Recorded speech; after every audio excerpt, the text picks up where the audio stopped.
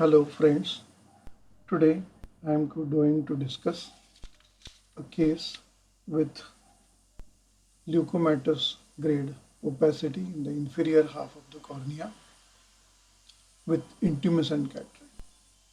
This patient is one-eyed, so adding up to the challenge.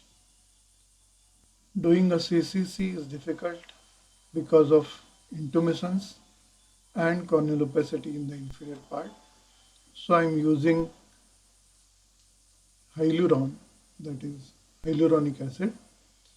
I am taking a cruciate incision on the capsule, then trying to aspirate the liquefied cortex so as to reduce the intralenticular pressure so the CCC becomes easier. I am again filling up the chamber with hyaluron and using Haldipurkar forceps to start doing the CCC. Doing CCC is challenging in especially inferior half because there you have to use the judgment because you are not able to see it. So judgment of movement of the capsular axis forceps. Now you can see that it has come up. And in the upper part especially, I am trying to do purposefully eccentric CCC so that the CCC or anterior capsule won't opacify in the area of optical iridectomy that I am going to do. I have taken a side port, done a hydrodissection, rotated the nucleus, and now I have filled up the chamber with routine HPMC. I am using 45 degrees Kelman tip and using direct chop technique for making multiple pieces. You can see that I am only working in the superonasal quadrant because that is the visible quadrant for me. Other quadrants are not visible. Superotemporal quadrant I cannot approach.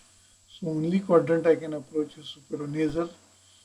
And I am trying to do the complete pieces until the full depth of the nucleus and gradually starting to aspirate one by one piece.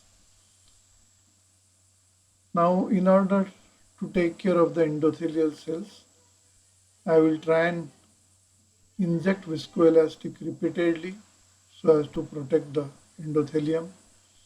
Here you can see that after two pieces I have injected the viscoelastic again. Thus by rotating the nucleus and making small pieces, I am trying to emulsify the whole nucleus. The nuclear grade is about 2 plus, so use of power is not much.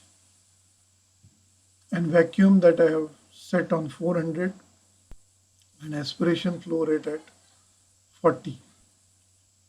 I am using a Laureate phaco machine so that you can see that US time and average phaco power in position 3 in right hand upper corner. So the central nuclear part is come up now. So here again I have to be careful that the nucleus doesn't topple quickly, thereby causing endothelial cell damage. The last piece I am very careful, and you can see that total phaco time was about 45 seconds, 44 seconds, and average power in foot position 3 was 36%. I'm trying to aspirate all the tags which are remaining for the cortex and then clearing up some small tags of cells on the posterior capsule by doing hydro-Z polishing, that is using Z of a saline. Now I have filled up the anterior chamber with viscoelastic. I'm using acryol EC, that is hydrophobic acrylic lens, in the bag, and I'm trying to rotate the lens in such a way that optic haptic junction remains in the superior part, so that the optic edge will not come in the optical iridotomy part.